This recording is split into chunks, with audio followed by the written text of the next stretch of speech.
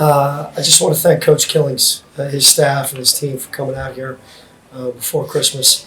They had a good crowd. They actually asked yesterday if they could get an additional allotment of tickets because they had a good turnout. So, which is good. We had some energy in the building, but I thought they did a tremendous job. Really physical, really talented one-on-one.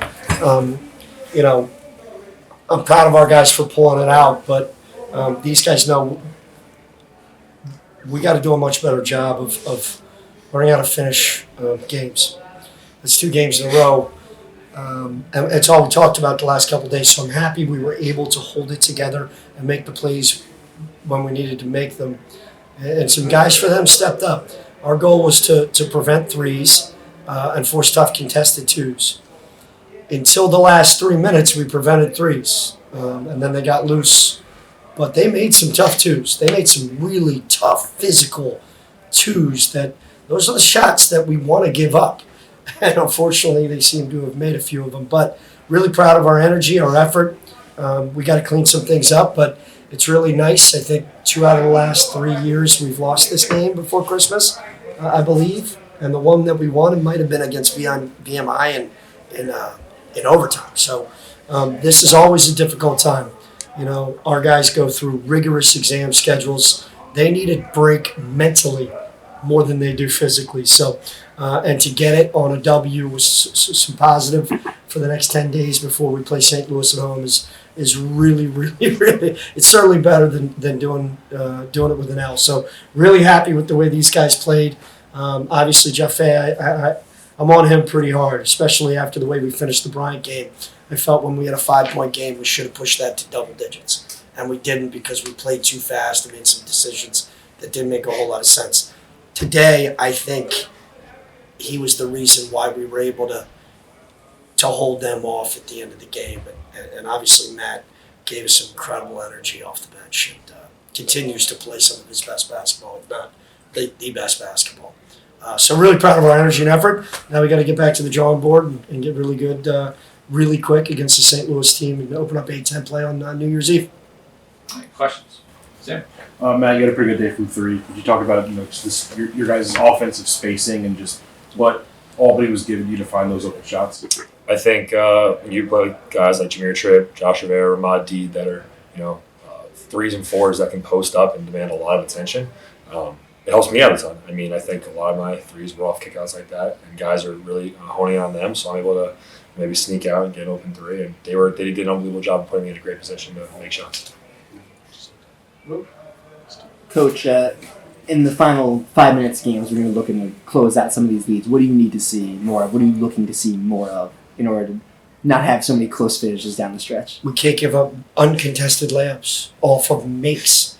We had makes, and yet they're heading the other direction, getting uncontested layups because we're jogging or wondering who we're supposed to be guarding, which is crazy because we switch. So I don't comprehend some of the breakdowns. Now, I think there's a lot of overconfidence, which is good and bad. Sometimes these guys, certain individuals think like whatever they do, it doesn't matter. And we've gotten away with it. We're scoring ridiculous amount of points. But we are also giving up an absurd amount of points, and our identity is defending and rebounding. We're doing a pretty good job on the rebounding end, but our defense is either really ridiculously good for stretches where we see this is who we should be, and then some stretches like it's just pathetic, quite frankly. And we've got to do a much better job of taking pride in that. Not having Abdu in there most of the second half, his knee was bothering him. He didn't feel like he could finish, and every once in a while that happens with him. So he, that might have hurt our defensive. They got to the rim a lot more than they were able to get in the first half with his blocks and some of the things that he affected. But allowing any team to shoot 57% in a half is going to eventually really bite you in the butt. And fortunately, we're outscoring teams, but we do not want to be a team that outscores teams. We want to be a team that can score 87 points and hold the team to under 60, which is what we've been in the past without the ability to score 87. So we've got to figure out a way to score 87, but figure out a way to get more stops. Now, some of the teams we're playing, they want to play fast. Like Bryant, they were top 8 in the country. And this is an extremely fast team. They play makes and misses. They want to get out and run. But we got to do a much better job on the defensive end. That's what I'd like to see. Just getting better stops and finishing with rebounds. And Japhet and Matt, for either of you, it feels like every game Josh makes a play that gets the entire building on their feet. What have you seen from him the last few games? He's just been locked in, like, offensively, defensively, and, like, I feel like the main thing that's making him excel right now is he's just been focusing on one end and letting the other end get the rhythm of it. So, like, it's Josh. He's a freak of nature. He's going to get something electric no matter what. Yeah, I think his growth off the court as well. I think Ergs just talked about it, but Josh has been unbelievable, like locker room guy, and on a day-to-day basis comes in, gets his work done every day, and he's been great for us. Andrew? Matt, this is a 5 straight kind of impactful games for you. What do you think has allowed you to have this little hot stretch? I'll credit Henry Lowe. I was probably in my head a ton, and sitting with him, he's crazy, but he kind of told me, follow the samurai way. I watched The Last Samurai, and kind of did all that stuff. It's a really weird and quirky thing, but just kind of like relaxing and thinking of things in the samurai way, where whatever happens, and trust your work, and being vulnerable enough to die on your sword out there, just kind of let the game come to you. And he's been a really good job helping me like relax and just be a normal human being. So I credit him, to be totally honest. One for Japhet. Japhet, over the last 9 games, you've had 3 or more assists. You had a season-high 9 assists this afternoon. You've really embraced the point guard role. I mean, last year you were more settling in, adjusting to the new environment. Now in your second year here in the Bronx, what have you been able to change up or really just kind of focus on in terms of being a point guard and really setting the table for your teammates?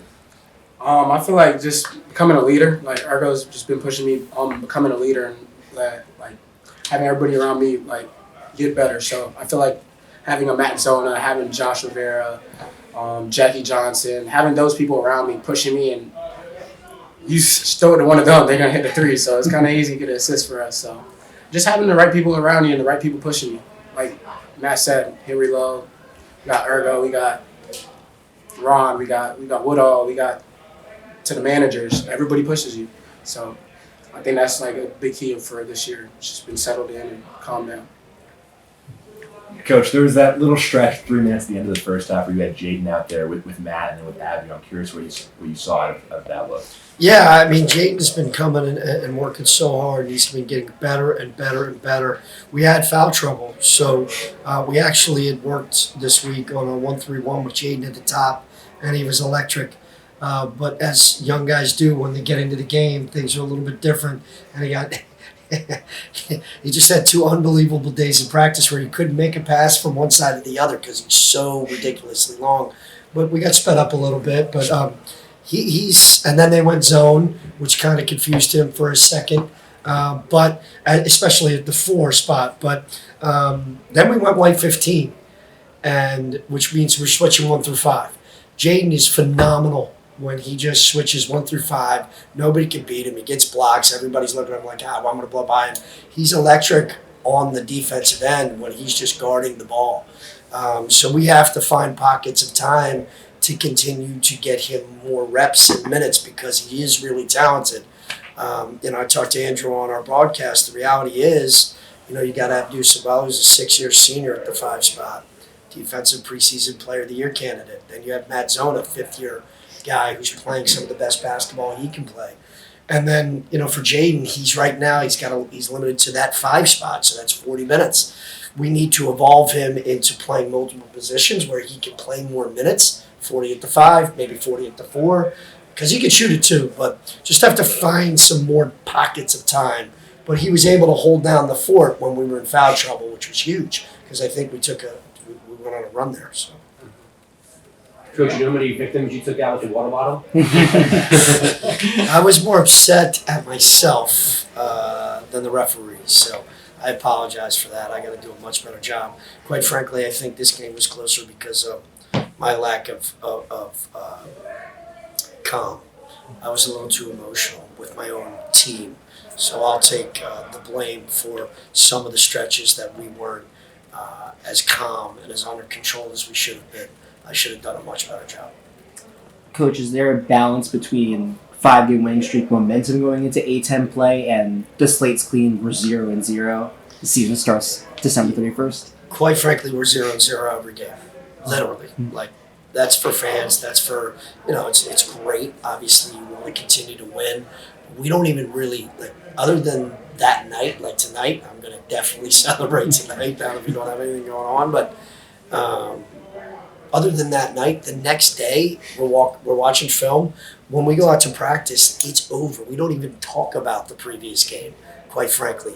We try to learn from whatever mistakes we made, but then we're on to the next. We can't even figure out. It just is what it is. Now, I do know the intensity, the coaching, the detail, everything gets ratcheted up here in 10 days, and this guy knows it. He knows it. I mean, he played in the ACC, so league play is just a different animal.